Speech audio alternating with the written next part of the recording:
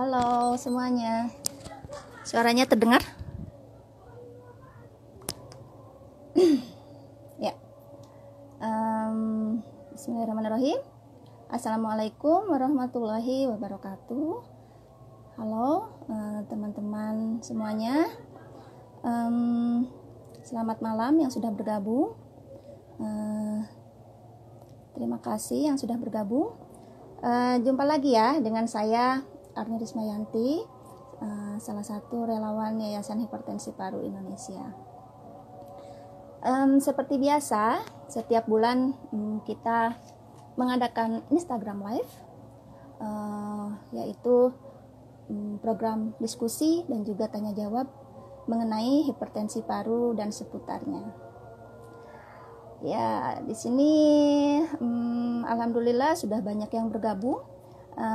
Malam ini Instagram Live-nya cukup spesial karena kita bekerja sama dengan kelompok kerja hipertensi pulmonal atau Pokja PH dalam rangka memperingati bulan November sebagai bulan kesadaran hipertensi paru atau Pulmonary Hypertension Awareness Month, di mana pada saat yang sama pada bulan November ini hampir seluruh komunitas pasien hipertensi paru di dunia juga sedang merayakannya. IHPI bersama dengan Pokja PH tidak pernah bosan untuk melakukan awareness atau pengenalan hipertensi paru kepada semua kalangan masyarakat. Karena hipertensi paru ini merupakan suatu kondisi yang langka dan fatal, di mana memerlukan pengenalan dan juga pemahaman mengenai hipertensi paru agar para pasiennya dapat melakukan screening secara dini. Hipertensi paru ini tepat mengenai tema kita malam hari ini, hipertensi paru, yaitu penyakit yang mematikan namun jarang dikenali. Terdengar seram ya, namun sepertinya itu adalah fakta bahwa banyak sekali terjadi kasus hipertensi paru yang terlambat didiagnosa dan akhirnya terlambat juga ditangani sehingga sulit untuk tertolong. Nah, malam hari ini kita akan membahas secara lebih lengkap dengan seorang dokter spesialis jantung dan pembuluh darah. Beliau juga kebetulan adalah anggota dari kelompok kerja hipertensi pulmonal atau Pokja PH. Ya, terima kasih ucapannya teman-teman. Baik, karena malam ini juga merupakan edisi spesial, saya tidak sendiri, saya akan dibantu oleh seorang dokter umum. Beliau akan memandu jalannya diskusi dan tanya jawab pada malam hari ini. Beliau adalah Dr. Widyan P. Ananta Wikrama.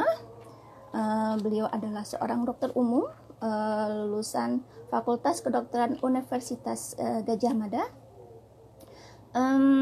Biasa kita sapa Dokter Rama ya. Beliau juga merupakan dokter yang cukup berprestasi. Salah satunya prestasinya adalah meraih prestasi sebagai dokter lulusan terbaik pelantikan dokter gelombang 1 di tahun 2020. Nah, baik, mungkin saya akan coba menghadirkan dokter ya. Saya akan coba menghadirkan narasumber dan moderator kita malam hari ini. Dokter, silakan buat Dokter Val dan juga Dokter Rama untuk meminta bergabung. Ya, terima kasih ucapannya teman-teman. Amin, amin.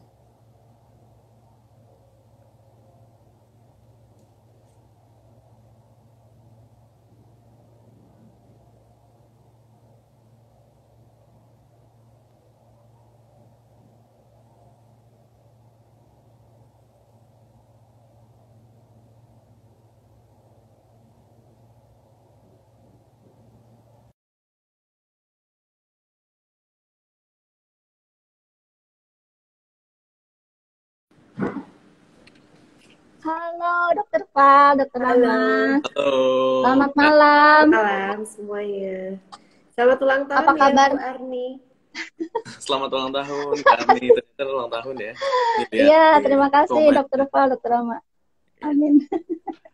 Apa kabarnya Dokter Pal, Dokter Baik, Rama? sehat. Ibu juga Alhamdulillah sehat, sehat. Dokter Rama juga sehat. Iya, Dokter Paul, Alhamdulillah. Kak Arni apa kabar? Baik Baik. juga, Alhamdulillah, Dokter. Ini malam ini kita sebut malam spesial ya dok, Instagram Live yang spesial Ya, ya, karena spesial. merupakan rangkaian kegiatan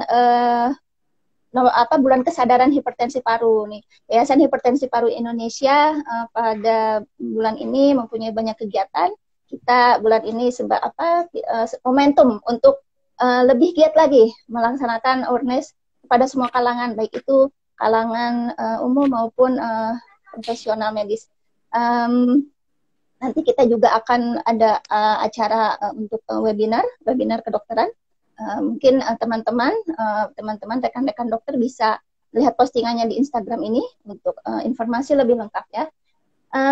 Saya lihat banyak teman-teman yang sudah bergabung dokter dan mungkin sudah tidak sabar untuk mendengarkan pembahasan diskusi mengenai hipertensi paru yang judulnya serem ya, hipertensi paru mematikan tapi jarang dikenali.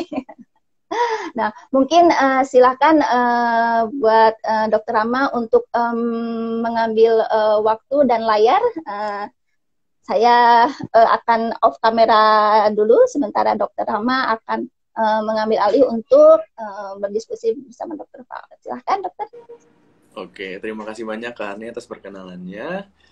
Selamat malam untuk semua teman-teman yang hadir untuk menonton IG Live pada malam hari ini. Jadi pada malam hari ini kita akan melakukan diskusi dengan narasumber kita yang keren sekali. Ini ada Dr. Valerina Yogibuana, spesialis jantung dan pembuluh darah. Tapi mungkin sebelum kita mulai diskusinya, izinkan saya untuk membacakan sedikit dari CV beliau. Dr. Valerina Yogibuana, spesialis jantung dan pembuluh darah, menamatkan pendidikan kedokterannya di Universitas Brawijaya dari tahun 1996 sampai 2002. Beliau menyelesaikan pendidikan sebagai dokter spesialis jantung dan pembuluh darah dari Fakultas Kedokteran Universitas Brawijaya dari tahun 2010 sampai 2015. Dan beliau baru saja menamatkan fellowship di bidang congenital and structural heart disease di National Cardiovascular Center Harapan Kita dari tahun 2019 sampai 2021. Sekarang beliau aktif sebagai staf Departemen Kardiologi Fakultas Kedokteran Universitas Brawijaya sejak tahun 2018 dan juga staf medis fungsional di Departemen Kardiologi Rumah Sakit Syaiful Anwar Malang dari tahun 2018. Beliau juga sebelumnya pernah bekerja sebagai kardiologis, staf medis fungsional di Rumah Sakit Karsa Husada dari tahun 2015 sampai 2017. Tanpa berlama-lama lagi, mungkin bisa kita sambut pembicara kita, yaitu Dr. Valerina Yogibuana, spesialis jantung dan pembuluh darah. Gimana, dokter? Dr. Valerina? Ya, terima kasih Dokter Rama. Sebelumnya saya ingin menyapa seluruh teman-teman hipertensi paru di seluruh Indonesia. Terima kasih atas partisipasinya dalam rangka pulmonary hypertension awareness atau kewaspadaan terhadap hipertensi paru. Sehat Dokter Rama? Ya, alhamdulillah sehat. Dr. Valerina bagaimana keadaannya? Sehat, alhamdulillah di sini di Kota Malang malam ini cerah ceria ya. Mudah-mudahan seluruh teman-teman juga cerah ceria ya malam ini ya. Iya, di sini juga ya cerah, agak panas ya. Kalau mungkin di sana, mungkin di Malang dingin ya kalau malam-malam. Dingin, iya di Malang ini kebetulan kotanya termasuk kota yang dingin, cuacanya segar ya, walaupun tengah hari juga masih tetap segar. Walaupun ini sekarang kita memasuki musim atau musim bulan hujan ya, penghujan. Iya. Di bulan November ini ada bulan yang spesial ya. Ini kita Iya, pakai betul. ungu-ungu. Ini Iya, kita pakai ungu baju ini ungu ya, kompak ya. Iya. mungkin bagi yang belum tahu, baju ungu ini atau warna periwinkle ini dipilih sebagai warna untuk merepresentasikan awareness terhadap pulmonary hypertension karena pulmonary hypertension ini termasuk penyakit yang langka ya, Dok ya. Iya, betul sekali. Ya, karena Ya, diagnosisnya juga kulit dan lain-lain ya, Dok. ya. Ya, Oke, jadi mungkin kalau tadi Dokter Rama sudah mengatakan bahwa hipertensi paru atau pulmonary hypertension ini sendiri secara epidemiologi di dunia itu masih termasuk yang angkanya tidak terlalu banyak, tetapi cukup mematikan. Di Amerika Serikat angka kematiannya mencapai 4,5 sampai 12,3 per kasus dari 100.000 populasi. Jadi artinya kalau kita tidak kenal apa itu hipertensi paru, kita tidak mencari tahu dan kita tidak mengetahuinya, maka tentu saja diagnosa hipertensi paru ini akan lambat diketahui. Ya. Sebenarnya ini jarang karena penyakitnya yang jarang atau memang susah ya untuk tahu kalau ada pulmonary hypertension atau hipertensi paru atau enggak? Nah, jadi World Symposium dari Hipertensi Paru, suatu organisasi yang bergerak di bidang pulmonary hypertension itu di 2018 terakhir konsensusnya mengatakan bahwa hipertensi paru itu dibagi menjadi 5 golongan besar ya, jadi ada 5 tipe. Nah, sebenarnya kalau hipertensi paru yang tipe 1 itu tentunya lebih sedikit jumlahnya. Yang hipertensi paru tipe 2 dan 3 jumlah pasiennya lebih banyak ya. Kenapa begitu? Karena sebenarnya yang kita pasien-pasien dengan hipertensi paru itu lebih banyak yang menderita jantung dan jantung, terutama yang jantung sebelah kiri dan penyakit paru kronis. Nah, itu adalah 2 tipe hipertensi paru terbanyak di antara 5 tipe yang lainnya. Jadi ada 5 tipe. Tipe 2 yang karena penyakit jantung sebelah kiri, yang ketiga tipe 3 adalah penyakit paru kronis. Nah, 2 tipe di antara 5 tersebutlah yang paling banyak. Oh, gitu dokter Rama. ya. Iya. Nah, ini biar teman-teman juga tahu ya, karena memang penyakit hipertensi paru ini salah satu yang mungkin masyarakat awam itu jarang mendengar ya dok ya? Iya. Betul sekali. Jadi kalau kita sering kali kalau mendengar atau orang awam bertanya kepada petugas kesehatan ya, para medis bertanya hipertensi, yang kita sering mendengar adalah istilah hipertensi atau tekanan darah tinggi. Itu berbeda dengan hipertensi paru ya. Sama-sama yang diukur adalah tekanan pembuluh darah, tetapi hipertensi paru adalah tekanan yang diukur di pembuluh darah paru yang tinggi ya. Nah, untuk mengetahui hipertensi paru itu kita harus tahu dulu gejalanya sebelum kita mengetahui pemeriksaan apa yang harus dilakukan, harus berobat kemana, apa saja yang harus kita ketahui. Nah, kita harus tahu dulu, kita kenali dulu apa saja gejalanya, apa saja yang dirasakan oleh pasien-pasien yang menderita hipertensi paru supaya tidak lagi terlambat untuk mengetahui. Jadi, misalnya saya ada keluhan-keluhannya, seperti apa sih keluhan hipertensi paru gitu dokter Ahmad, yang harus diketahui itu dulu. Mungkin dokter Valeri bisa menjelaskan sedikit, emang keluhan-keluhan apa aja sih dok yang sebenarnya tuh mengarah, wah saya ini hipertensi paru apa enggak ya? Mungkin teman-teman di sini penasaran juga apakah dia punya gejala atau enggak gitu. Iya, betul sekali. Jadi kalau enggak kenal maka tak sayang ya.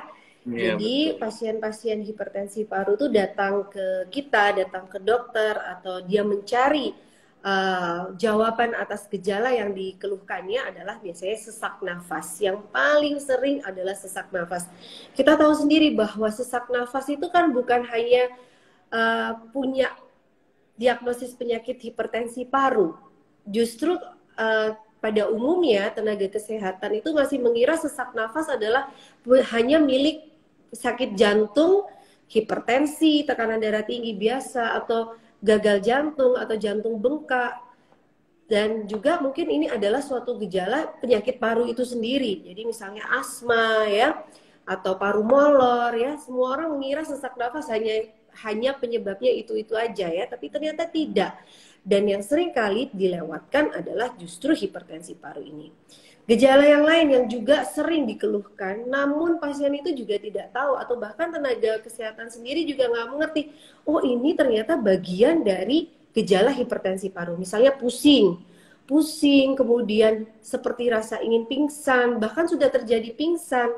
Ya, itu adalah semua gejala-gejala yang sering dikeluhkan oleh pasien dengan hipertensi paru, namun tidak sampai ketahuan bahwa sebenarnya ini adalah bagian dari gejala yang dialami oleh penderita hipertensi paru.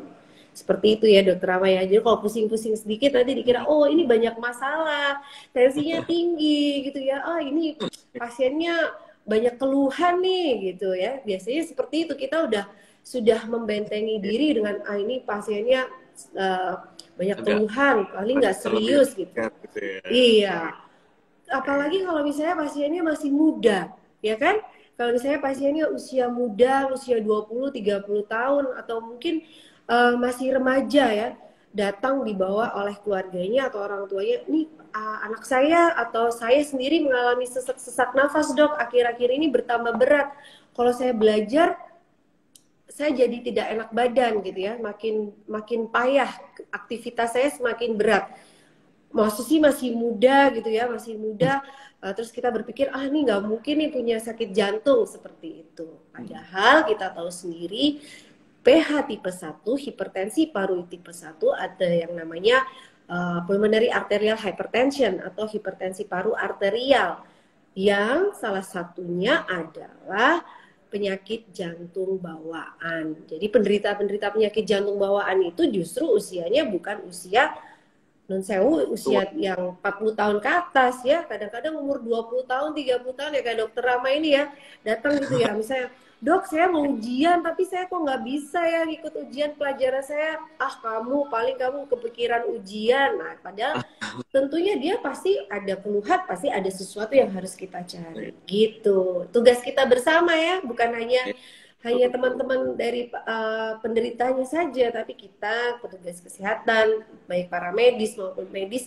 harus lebih aware akan gejala-gejala, keluhan-keluhan yang disampaikan oleh pasien-pasien dengan hipertensi paru. Oke dokter, nah di sini aku mau ingetin untuk teman-teman mungkin yang punya pertanyaan, nah bisa banget nanti ditulis di komentar karena nanti akan dijawab juga oleh narasumber kita, Dr. Valerina Yogi Buana, spesialis jantung dan pembuluh darah ya dok ya. Jadi yang bingung, kalau ada bingung tentang hipertensi paru, mungkin ada pertanyaan yang terbesit di benak kalian, bisa dimasukin di dalam komen.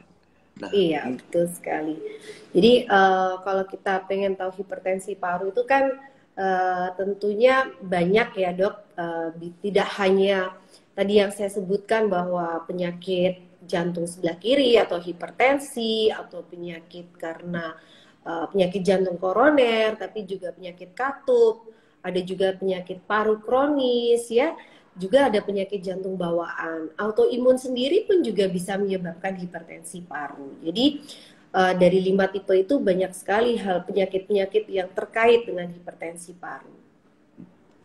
Nah, untuk mungkin boleh tanya ya dok ya, karena ini Boleh. belum ada pertanyaan juga jadi dari pesertanya, izin tanya dokter, kalau untuk pemeriksaannya nih, kalau misalnya ada gejala-gejala hipertensi paru, kira-kira pemeriksaan apa aja sih yang akan dilakukan oleh dokter gitu Ya. untuk memastikan kalau ini ada hipertensi paru atau enggak?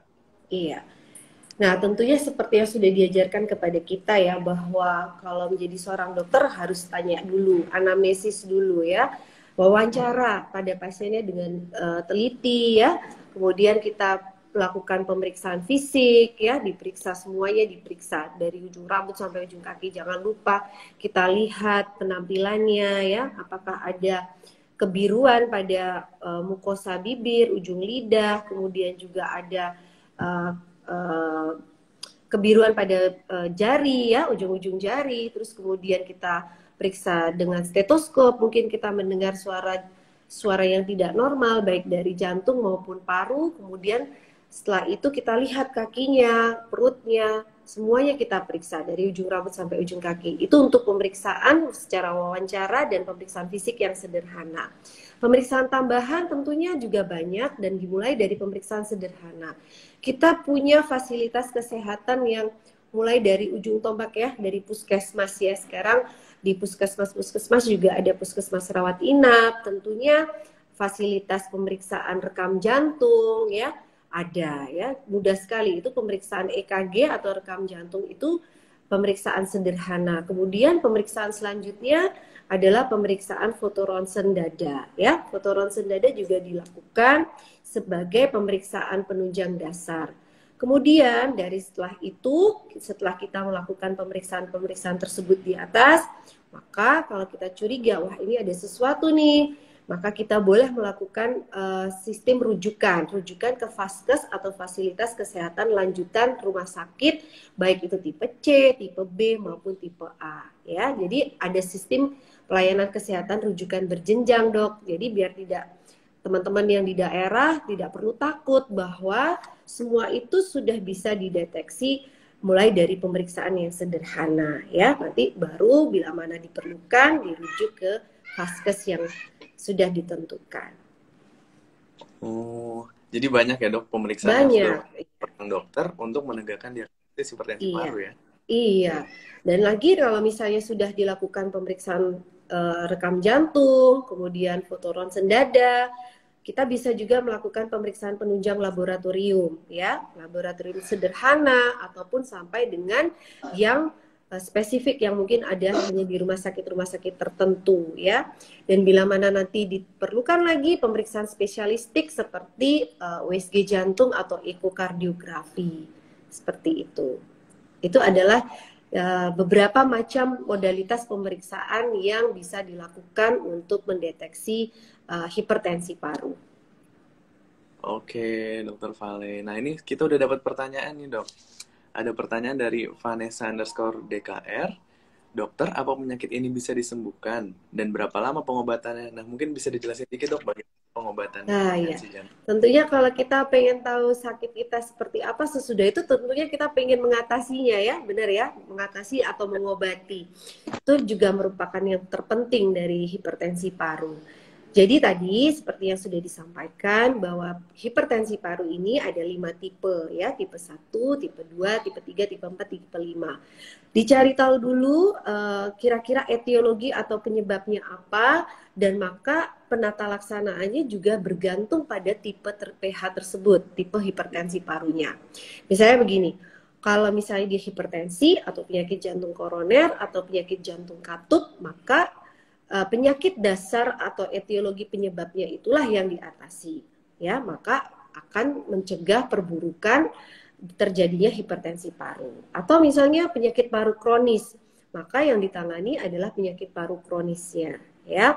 Misalnya dia ada penderita infeksi paru dalam jangka panjang ya, dalam waktu panjang tidak teratasi dengan baik infeksi parunya, kemudian jaringan parunya mengalami kerusakan, terus terjadilah penyakit paru kronis.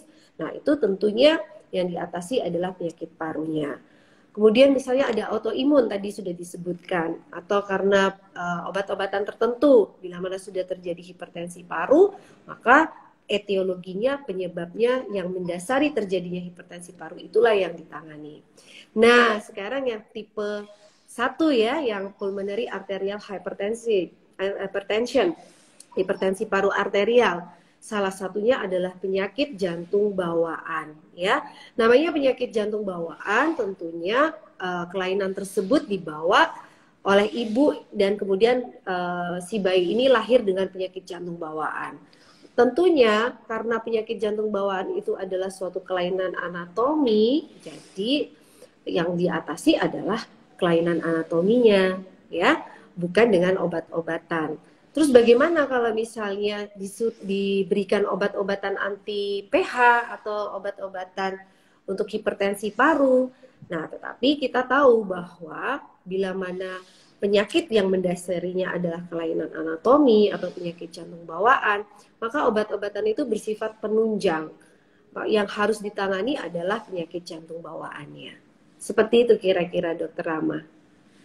Oke, makasih banyak Dokter Vale atas penjelasannya. Nah ini mungkin ada sedikit penasaran saya dokter. Kan ada kondisi di mana mungkin penyakit jantung bawaan yang sudah hipertensi paru itu tidak boleh dikoreksi ya. Nah itu kira-kira ya, apakah ada hal-hal yang masih bisa kita lakukan dokter untuk menanganinya seperti itu? Iya. Bila mana dia sudah menjadi, mungkin yang dimaksud Dokter Rama adalah hipertensi paru yang irreversible ya, sudah tidak bisa kembali, dan justru kalau kita lakukan perbaikan anatominya atau ditutup piraunya atau lubangnya, maka justru akan menimbulkan kematian ya, komplikasinya justru lebih berat. Nah, oleh karena itu tidak boleh dilakukan penutupan, justru karena akan berbahaya. Nah, itu kita justru tinggal melakukan upaya rehabilitasi. Upaya rehabilitasi itu artinya adalah bagaimana caranya si pasien ini bisa kualitas hidupnya bisa melakukan aktivitas sehari-hari tanpa menjadi beban keluarga dan masyarakat, ya.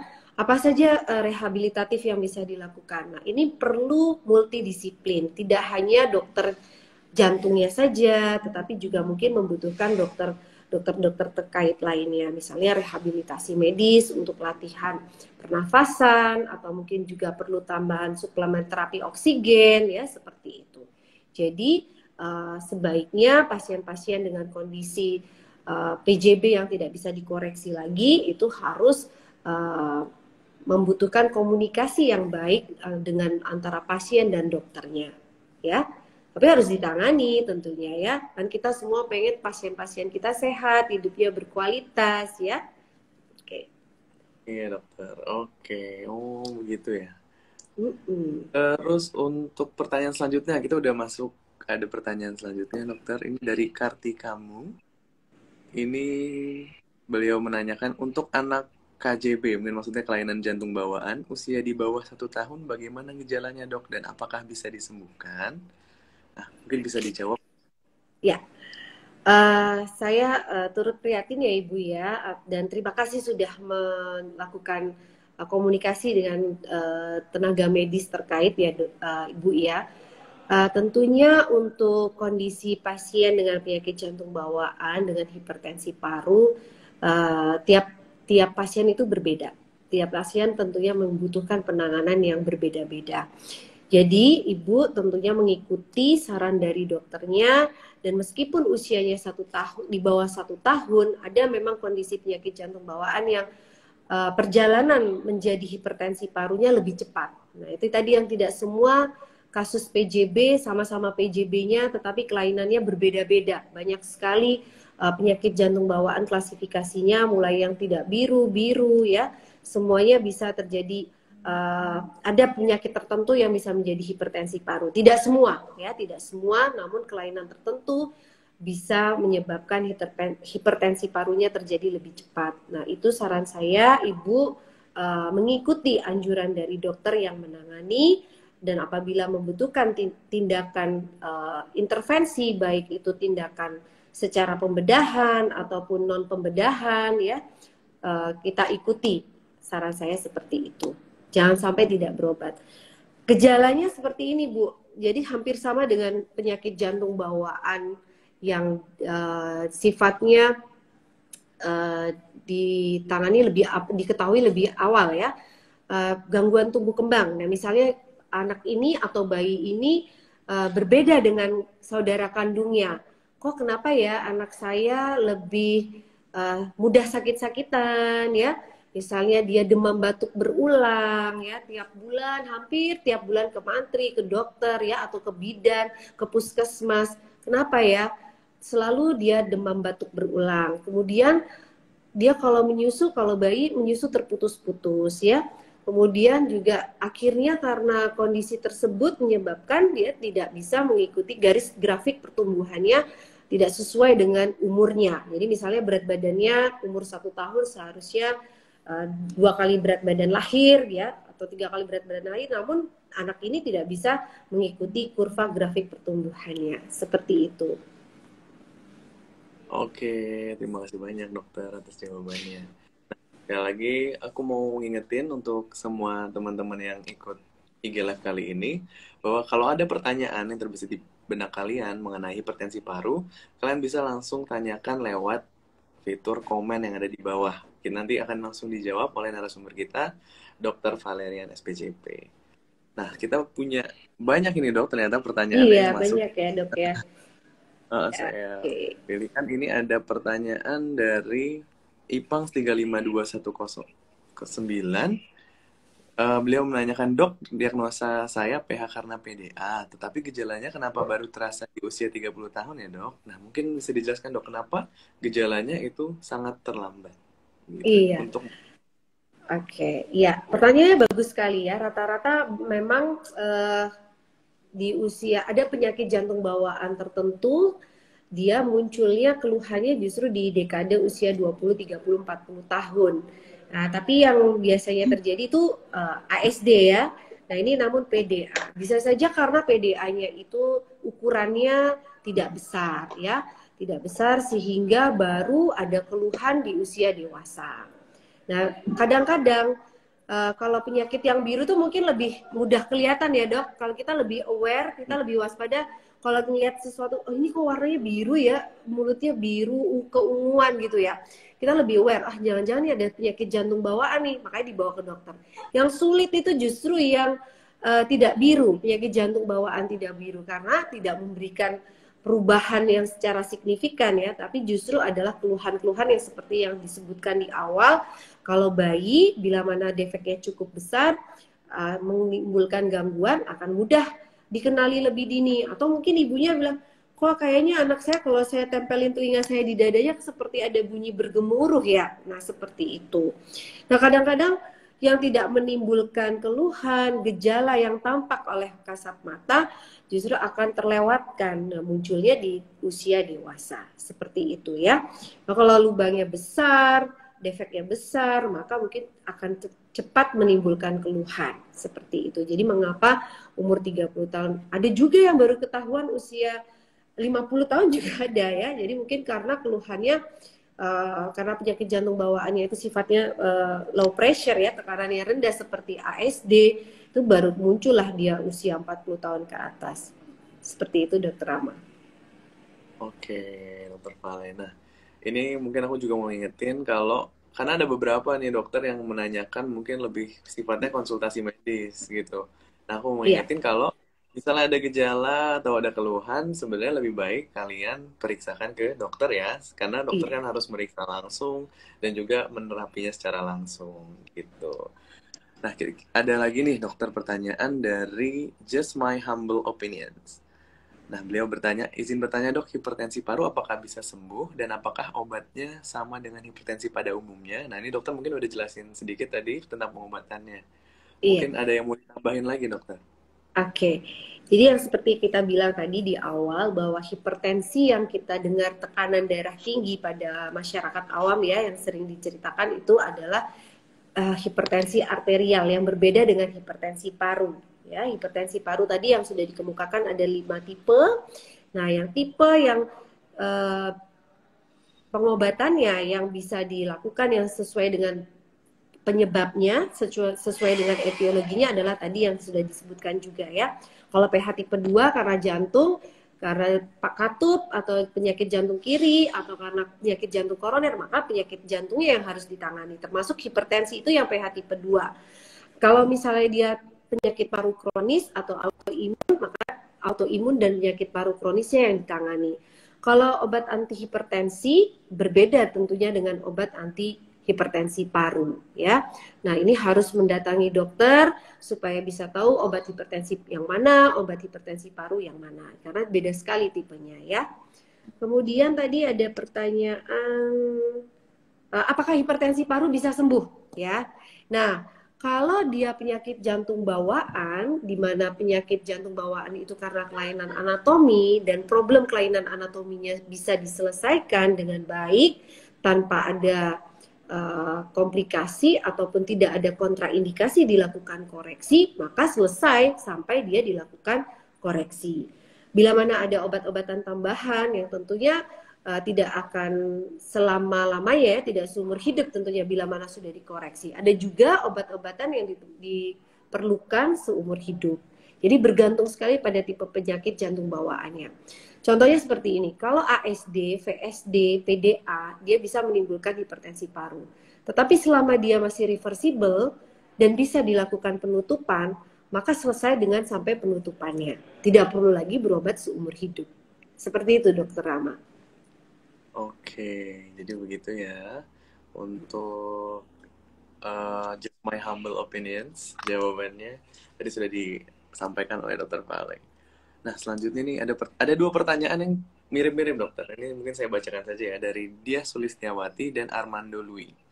Nah, katanya dok, kalau pasien PH saat evaluasi eko ternyata pH-nya naik, biasanya penyebabnya apa ya? Dan apakah faktor stres bisa jadi salah satu sebab?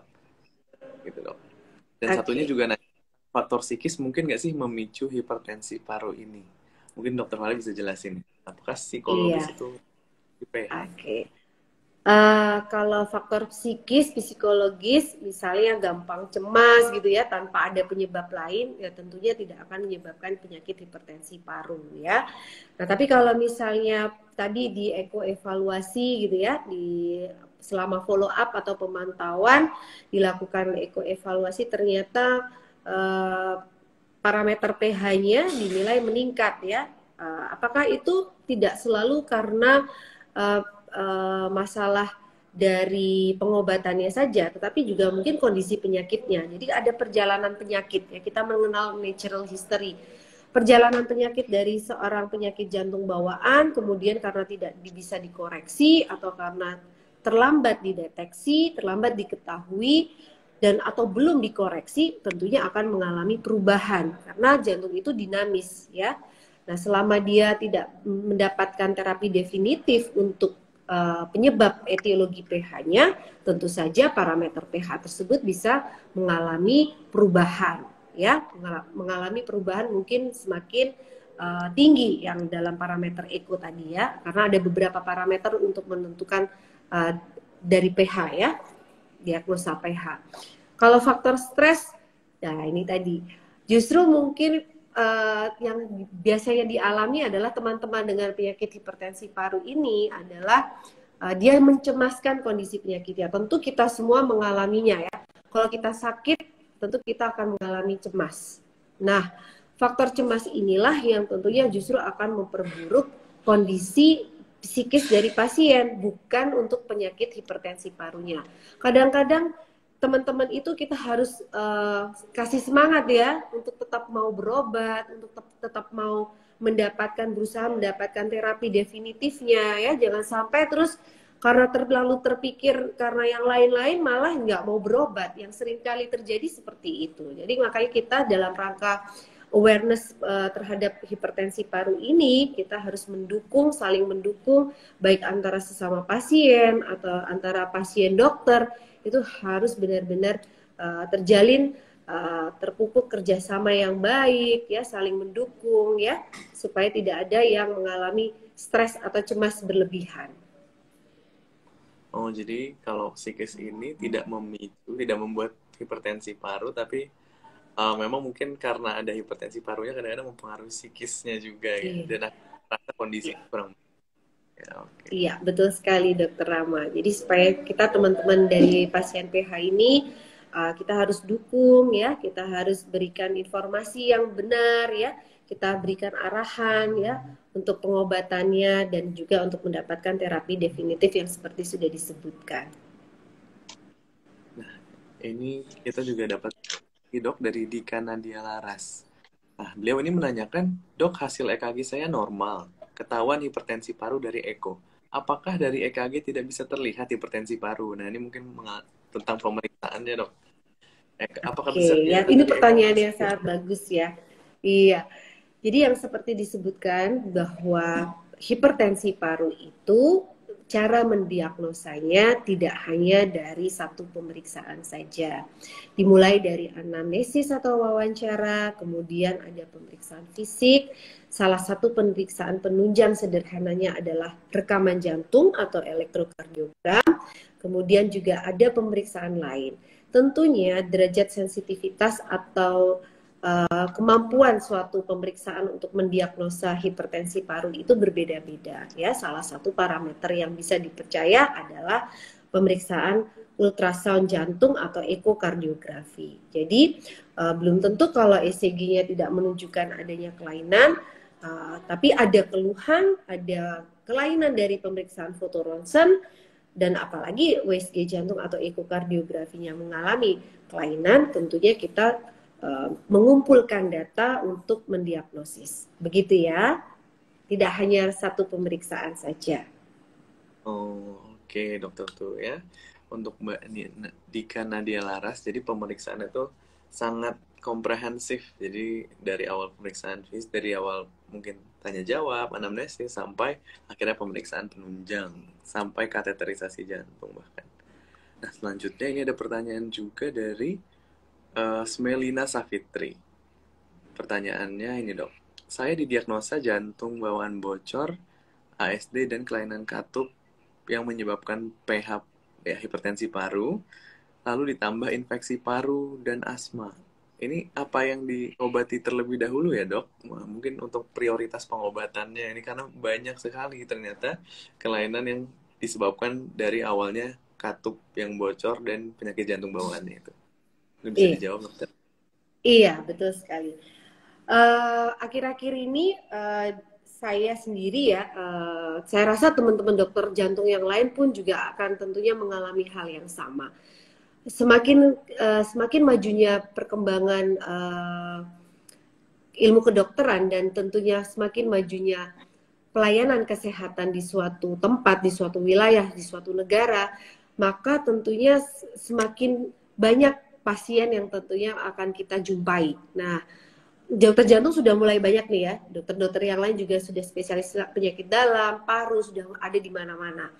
Nah, makanya kita nanti akan menemukan pasien-pasien tersebut, pasien-pasien hipertensi paru itu akan mudah dikenali. Nah, kadang-kadang yang ketahuan duluan adalah yang penyakit jantung bawaannya. Mungkin penyakit paru justru ketahuan belakangan ya. Karena itu bisa terjadi mix ya, namanya mix dari hipertensi paru. Itu ada. Nah, kalau misalnya yang ketahuan duluan yang penyakit jantung bawaannya, makanya nantinya harusnya penyakit jantung bawaannya. Kenapa? Karena itu akan saling memperberat. Penyakit jantung bawaannya akan memperberat hipertensi parunya, penyakit parunya dalam perjalanannya juga akan memperberat pH-nya. Jadi kalau memang sudah ketahuan dua-duanya ya, makanya harus menghubungi dua-dua dokternya, mendapatkan optimal treatment atau pengobatan definitif dari kedua kelainan tersebut. Ya, bisa itu ditangani ya. Nah, kalau penyakit jantung bawaannya memang harus kita tangani karena kenapa? Kita tidak bisa menunggu terlalu lama. Nanti ada waktu dia menjadi irreversible. Ya, jadi kalau misalnya hipertensi parunya itu tidak bisa kembali lagi, irreversible ya namanya, jadi sindroma Eisenmenger. Nah itu justru nggak bisa ditutup kembali. Nah, kita harus berhati-hati karena ada perjalanan penyakit yang butuh waktu ya, jadi tidak bisa berlama-lama. Begitu Dokter Rama. Jadi ada prioritasnya sendiri ya dok, Iya, dari betul. Iya. untuk menangani penyakitnya Iya. itu. Iya. Ini ada pertanyaan menarik nih dok, dari Kanadia Amanda Pasha. Nah, ini beliau menanyakan, dok, apa benar pasien PH tidak disarankan untuk hamil? Dan apabila seorang pasien PH tersebut bukan karena PJB, apakah kalau punya anak nanti anaknya memiliki hipertensi paru juga? Nah, Iya. Pertanyaannya malam ini banget ya, bagus-bagus banget ya. iya, bagus ya Iya, dok ya. serasa seperti mau ujian ya. Ya, jadi Waduh. benar sekali. Kalau sudah, halo Dokter Adit, waduh Dokter Adit ya lagi di negara seberang sana ya. Terima Lagi di kasih Dubai. Dok sudah ikut join di acara IG Live kita dalam rangka ya, bulan kewaspadaan terhadap hipertensi paru ya Dok. Sehat-sehat ya Dok di sana. Ya, jadi kalau hamil, nah hamil tuh hak setiap orang ya. Ya, memang kadang-kadang pasien itu kalau sudah datang dengan kondisi pH, sudah diketahui pH, terus kemudian hamil yang pusing dokternya. Ya Oh nggak? iya. Pasti yang pusing dokternya. Ya, nggak juga lah. Jadi yang saya mau sampaikan adalah bahwa kalau sudah didiagnosa hipertensi paru, maka sebaiknya tidak hamil, ya. Kontraindikasi untuk hamil, ya. Nah, kalau yang sudah terjadi hamil, nah itu dia ya, kita bilang tadi hamil itu adalah hak asasi setiap orang. Nah, kita sebagai dokter, kita harus bisa memberikan edukasi, informasi, mengarahkan pasien tersebut bahwa memang ini adalah kontraindikasi untuk dilakukan atau kontraindikasi untuk hamil ya. Nah, kalau nanti misalnya pasien tersebut pH-nya karena penyakit jantung bawaan, nah kita sebagai dokter harus mengatasinya sebaiknya segera mungkin supaya nanti tidak terjadi hal yang seperti ini ya. Ya, tadi misalnya dia sudah tahu gitu ya penyakit jantung bawaan ASD dengan pH dengan hipertensi paru. Bu, jangan hamil dulu ya, kita koreksi dulu. Tapi sering kali terjadi bahwa pasien tersebut datang ke kita sudah dengan kondisi hamil. Maka kalau sudah terjadi demikian, penanganan pasien PH dengan hamil itu perlu multidisiplin dan di rumah sakit tersier yang mampu menangani kondisi penyakit seperti tersebut ya. Gitu. Kalau misalnya ditanya saya PH dok, atau karena ada PJB PH, kemudian anak saya nanti bisa nggak mengalami PJB? Bisa, ya. Di beberapa jurnal penelitian di negara-negara tertentu mengatakan bahwa seorang ibu dengan penyakit jantung bawaan, berapa persentasenya akan mengalami anaknya juga penyakit jantung bawaan. Dan kebetulan itu terjadi ya, kita jumpai ya, saya jumpai bahwa si ibu adalah pasien PDA, kemudian putrinya juga PDA. Sekitar 50% akan mengalami, tidak semua, tapi memang ada. Kalau penyakit jantung bawaan pada orang tua, anaknya juga akan mengalami yang sama. Atau siblings ya, jadi saudaranya itu juga ada yang PDA, kakaknya, yang adiknya penyakit jantung bawaan yang lain, ASD, itu juga ada. Oh, jadi ada keterkaitan genetik ya dok? Iya, betul. Halo? Iya. Dan kalau nggak salah ada rekomendasinya untuk kehamilan itu dari WHO ya dok. Jadi tapi tetap kita sebagai dokter mungkin menghormati hak pasien, menghormati pasien. Iya, iya. Oke, ini ada pertanyaan lagi dokter dari Papua ya. Iya, itu pertanyaan dari dokter Papua ya. Oh, bentar. Oh, iya, iya. Oh, iya. Ini pertanyaan dari Dokter Roni ya. Di Roni asal Papua. Ya, hipertensi paru bisa diturunkan atau penyakit genetik. Oke. Itu tadi sudah dijelaskan sedikit ya, dok ya? Iya, sudah. Sudah dijelaskan. Terus lanjut ke pertanyaan Siska W955. Malam dok, saya didiagnosa ASD-PH mulai Agustus kemarin. Ada kenaikan dosis sildenafil. Saya hamil dan ketahuan hamil. Oh, jadi beliau ini ASD-PH tapi baru ketahuan hamil usia 6 minggu. Mungkin gimana dok? Ada sedikit penjelasan dari dokter tentang apakah determinasi atau Nah itu tadi yang saya bilang ya, kalau sudah hamil, sudah terlanjur hamil, tentunya penanganan pasien-pasien seperti ini di center rumah sakit yang memang ada fasilitas penanganan hamil dengan PH, karena multidisipliner, dokter kandungannya, dokter anaknya, dokter intensif care anaknya, bayinya, ya, kemudian dokter anestesinya, dokter jantungnya, semua harus terlibat. Nah, keterlibatan mereka tersebutlah yang nanti akan mendiskusikan pasien tersebut boleh hamilnya dilanjutkan atau akan diterminasi. Jadi tidak semua ibu hamil dengan penyakit jantung bawaan terus dia PH kemudian diterminasi, tidak seperti itu ya dok ya. Jadi sangat bergantung kepada kondisi tiap orang yang berbeda-beda. Ya, dan memang untuk konsumsi obat anti PH yang aman untuk ibu hamil adalah yang sudah disebutkan. Jadi ada beberapa golongan obat anti PH ya. Dan salah satu golongannya yang sudah disebutkan pasien tadi adalah sildenafil, dan itu adalah yang golongan yang aman untuk ibu hamil.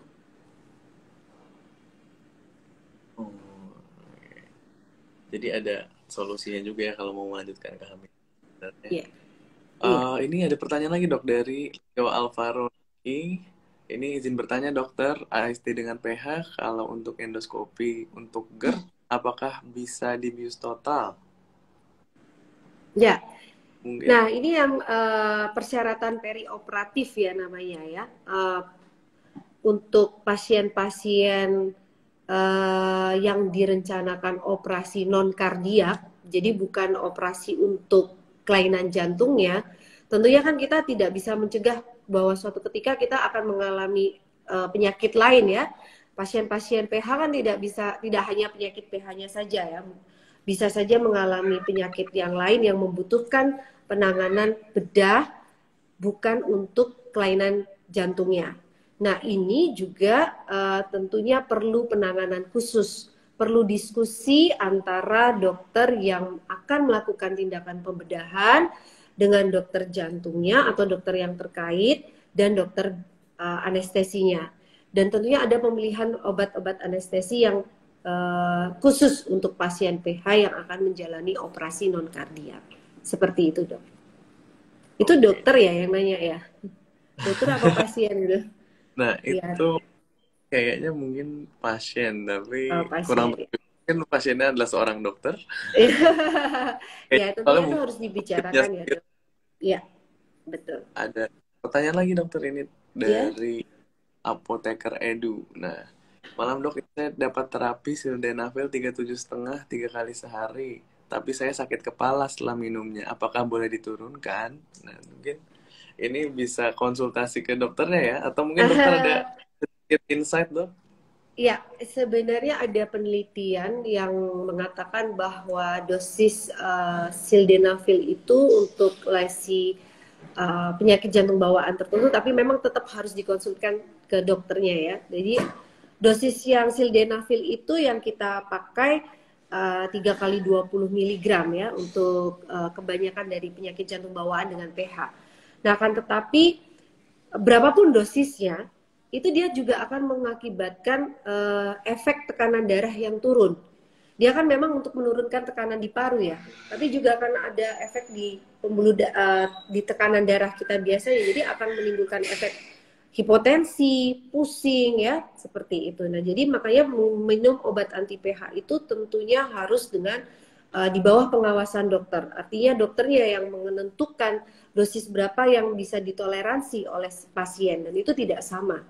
Tidak sama tiap pasiennya dan tidak sama untuk jenis penyakit jantung bawaannya yang membutuhkan anti pH tersebut. Seperti itu, Dokter Rama. Oke, jadi mungkin harus dikonsultasikan lagi ya saat konsul ya dokter Fahri. Betul. Iya. Iya. Oke, ini ada pertanyaan lagi. Mungkin yang terakhir ya dok, karena ini waktunya sudah menunjukkan pukul 19 dan pukul 8 ini harus sudah selesai. Iya, ini banyak banget pertanyaannya. Nanti kalau misalnya masih pengen mau bertanya, mungkin bisa direct message ya ke Instagram yang 3 ini kali ya, Bu Arni ya. Gimana tuh kalau pertanyaan? Saya rasa cukup masih banyak dan bagus-bagus pertanyaannya dan perlu dijawab ya.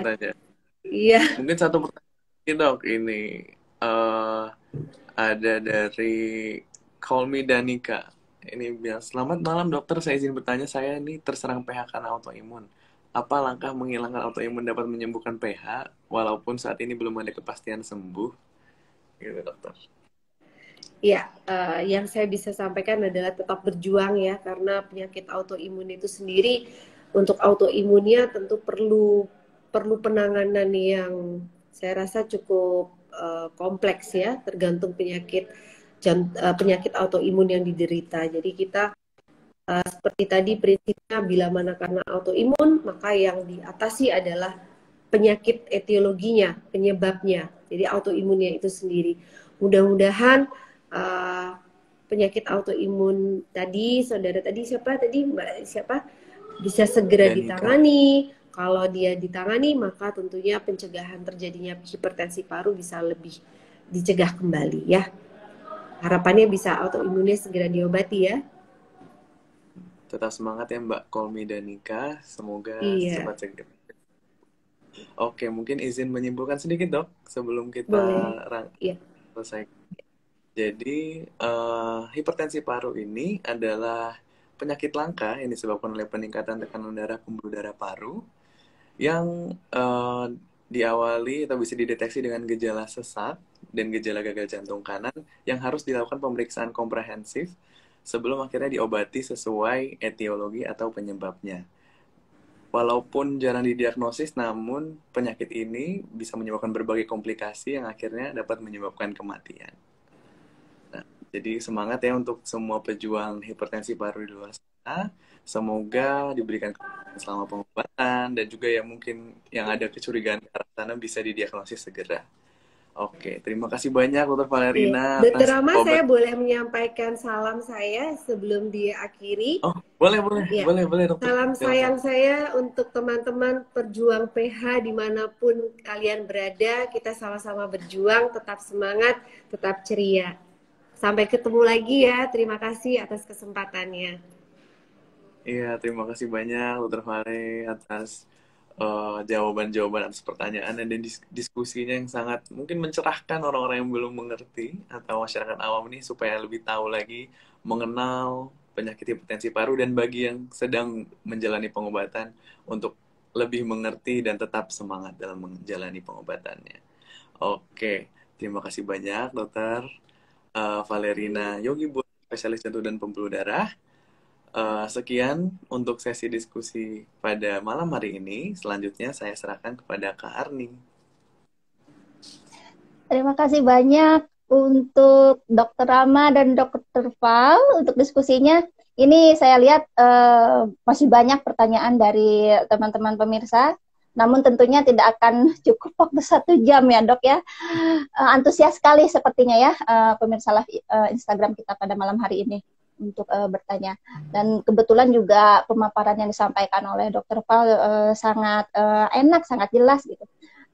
Terima kasih juga buat teman-teman yang malam ini sudah memberikan pertanyaan, yang sudah menyaksikan untuk Instagram Live malam hari ini. Kita akan akhiri. Jika memang masih ada pertanyaan seperti yang Dokter Val sebutkan tadi, boleh silahkan untuk DM ke Instagram kami, Hipertensi Paru. Boleh juga langsung ke Dokter Val, boleh ya dok ya? Mangga, boleh Ibu. Nanti kalau Ya. saya jawab. Kalau mau menyapa Dokter Rama juga silahkan follow Instagramnya. Sudah ada di sini Dokter Val dan Dokter Rama. Untuk teman-teman juga yang belum follow akun kami, silahkan untuk follow. Termasuk juga akun-akun media sosial hipertensi paru lainnya. Ada Facebook, ada Twitter, ada juga YouTube dan TikTok. Dan jangan lupa untuk sering mengunjungi website kami untuk mendapatkan informasi-informasi yang lebih lengkap mengenai hipertensi paru di www.hipertensiparu.org. Mungkin itu saja yang bisa saya sampaikan. Oh ya, lupa. Saya juga ingin sedikit iklan nih buat teman-teman dokter.